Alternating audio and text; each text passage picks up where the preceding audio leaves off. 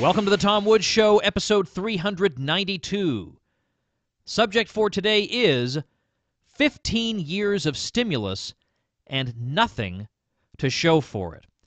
I want to go through with you an article by David Stockman from a few weeks ago.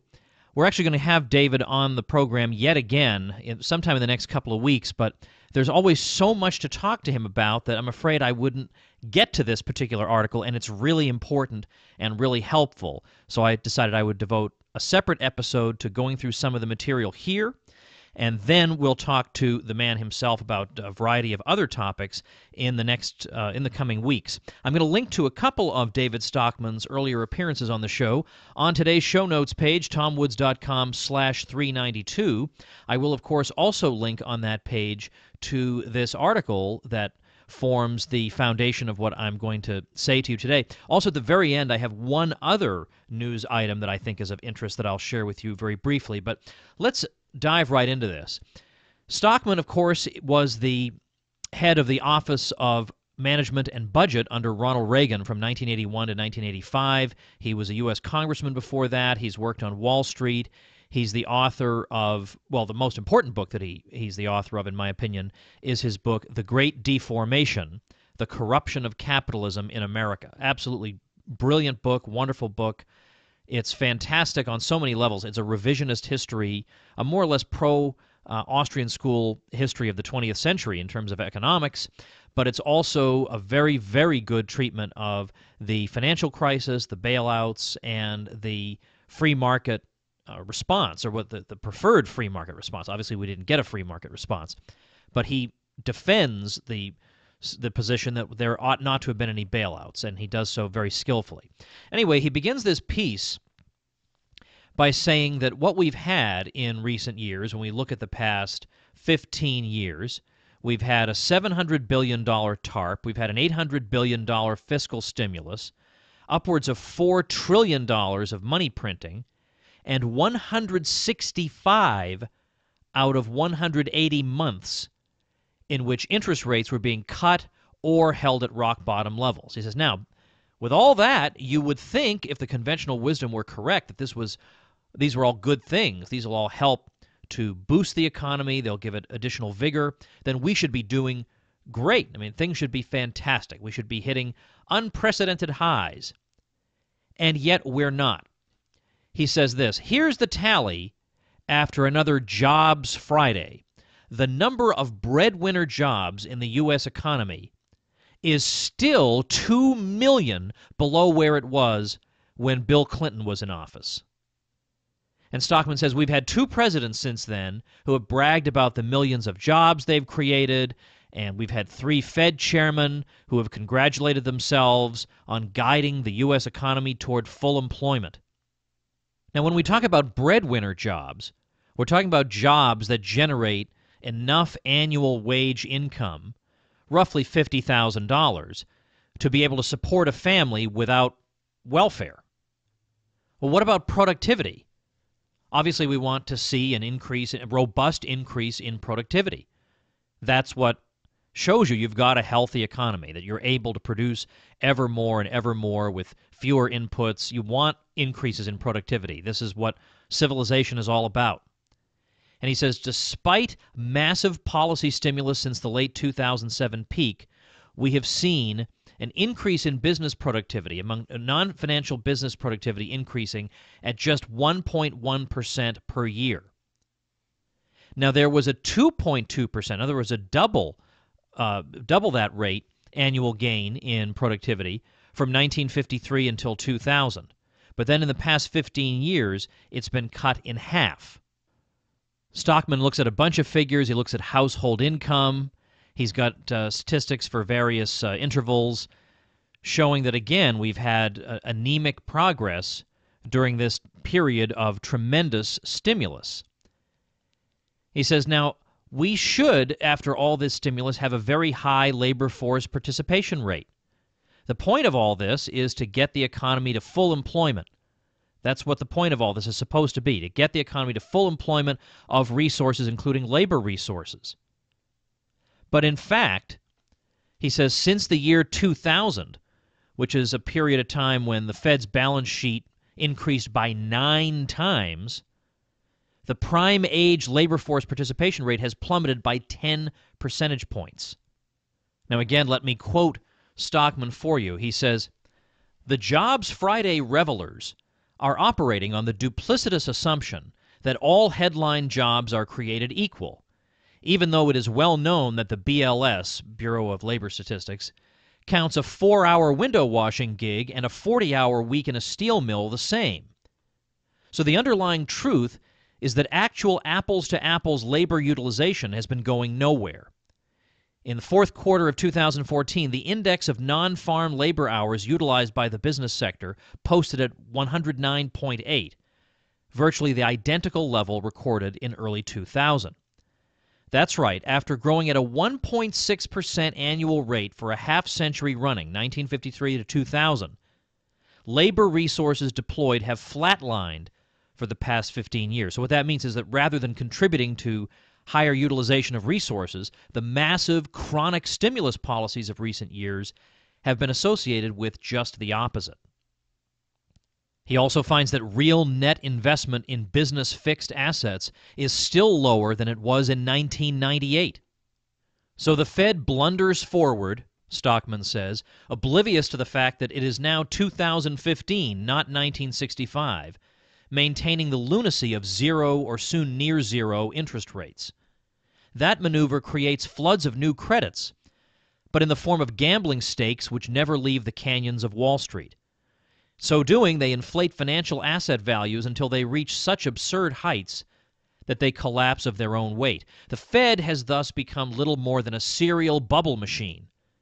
Tracking the incoming data during the intervals between financial boom and bust, it mistakes unsustainable short-run gains for real economic growth. Stockman also adds that in the recent jobs report that he was commenting on, for the second time this century, we've had a boom in the part-time economy of jobs in bars, restaurants, retail, leisure, and personal services. He says that these jobs on average represent 26 hours of work per week and average wage rates of around $14 an hour. So that generates for you less than $20,000 a year. It turns out, moreover, that on a net basis, the only jobs created during this entire 15-year period are in the HES complex. That's what he uses to refer to the health, education, and social services group of jobs. These jobs have nothing to do with the Federal Reserve pumping cheap credit into the economy. These jobs exist by virtue of the fact that, when you think about it, health, education, social services, what sectors are closer to government than these? What sectors get all kinds of entitlement money poured into them? And so on. What sectors are getting hundreds of billions of dollars from the government in one form or another? So yeah, if you spend public money in those sectors, you will get some job growth. I mean, well, duh. But in terms of jobs that are in the private sector, that are going to be healthy for the economy, they're going to produce things that consumers want, that are in response to consumer demand, that are, in other words, that are healthy, sustainable, that don't rely on increasing public budgets and so on, that is where things are flatlining. That's where things have been extremely anemic. So I think this is some interesting information that it might be helpful to point out when people try to tell you how wonderful everything is and how robust the recovery is and so on and so forth, that you've got 2 million fewer breadwinner jobs than you did under Bill Clinton. That's an interesting statistic. But then also all the other stuff about investment and all these other figures are extremely sobering. And the policy wonks can't say they didn't get their chance.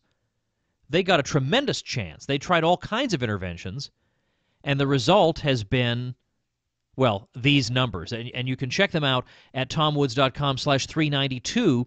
Click on the link for this article, and you'll see the grim statistics and all the charts and graphs for yourselves. Now, I want to point out, this is unrelated, but it's just another interesting item I thought you folks might find as interesting as I did. We hear an awful lot about government programs that do the opposite of what they were intended to do, right? They have the opposite of their intended effect. And isn't that funny how, gosh darn it, they just meant to do one thing, and it just turns out that they did the opposite. Well, I sometimes feel like they can't be that stupid. They must know these things are going to do the opposite, and sometimes they want it to do the opposite. They want to benefit some industry that will incidentally be benefited by the failure of a particular program. I'm going to give you an example in just a moment. But whether they intend it or not, it is interesting to come face to face with real-life examples of government programs that have simple aims and that wind up doing exactly the opposite of their intended aims. And this particular article, I will also link to this at tomwoods.com/392. It's got a really long headline. It's called New Israeli Law Mandates Price Controls for Books, Minimum Payments to Authors. Here's what happened to sales after just 1 year. This is over on The Blaze. So it was called The Law for Protecting Literature and Books. Oh, well, who could be against that? Right, what are you, against protecting literature and books? But of course, to the contrary, it tremendously damaged literature and books. And you listeners of this show already knew that, even without even knowing the provisions of the law. You already knew that. And here's what the terms of the law stated. Any new book that's been on the shelf for 18 months or less may not be offered at a discount. It's got to be sold at the cover price. So until it's a year and a half old, you can't put it on sale. In other words, you can't have a sale on it. You can't lower the price. During that same time period, Israeli authors will be guaranteed to earn a minimum of 8% of the price of the first 6,000 books sold and 10% of all subsequent books sold. Well, okay, this will be great, right? This will guarantee that books will sell at a price that publishers consider fair. Notice the consumer does not enter into the picture here. What the consumer considers fair does not enter into the picture.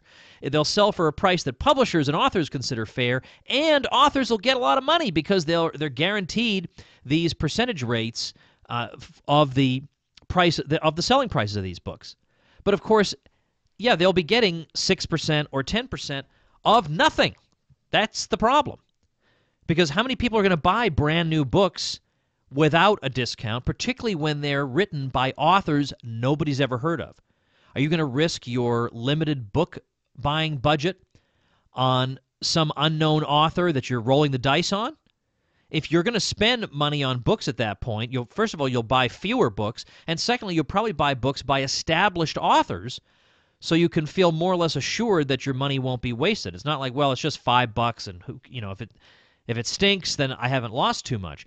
So as usual with programs like this, it is those who are already established, it is those who are already in a very influential position who benefit.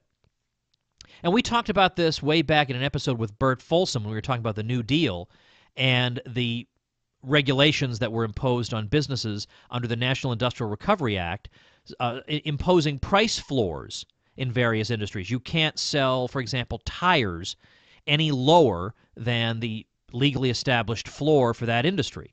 But of course, that means that up-and-comers can't distinguish themselves through lower prices. I mean, they're not as well known, so the one way they can get out there and distinguish themselves is through offering lower prices. And of course, the big tire manufacturers knew that. Hello, of course they know that.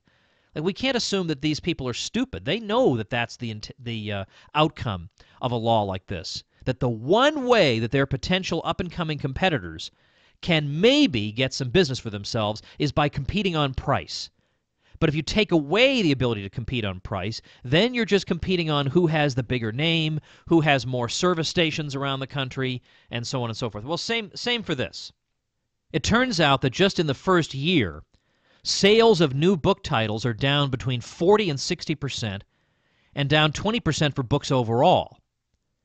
Then children's book sales have gone down by about 25%. That when apparently customers go to the children's book area, they see how high the prices in the book area are, and they go right for the toy department.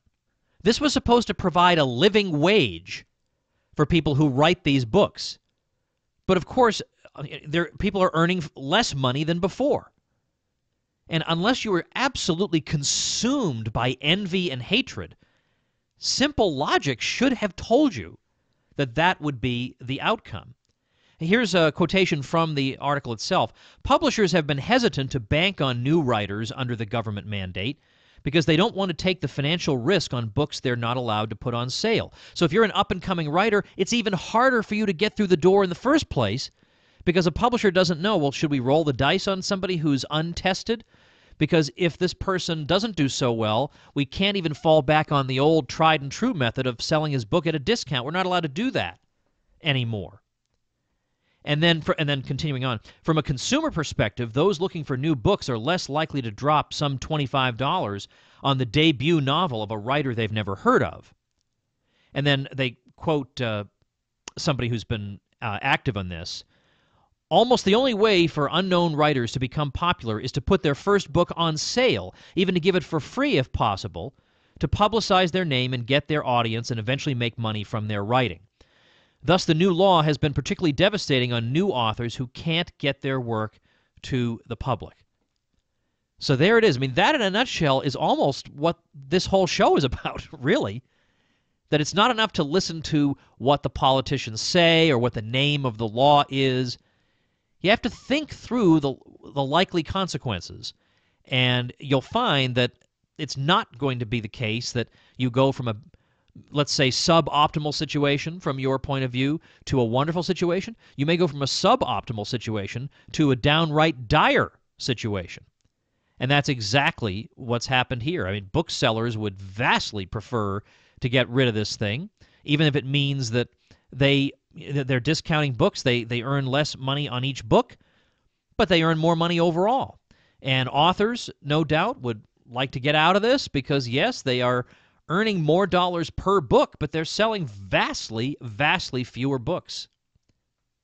So check this out, this and the David Stockman article over at tomwoods.com/392. I think you'll find them both interesting and worthwhile.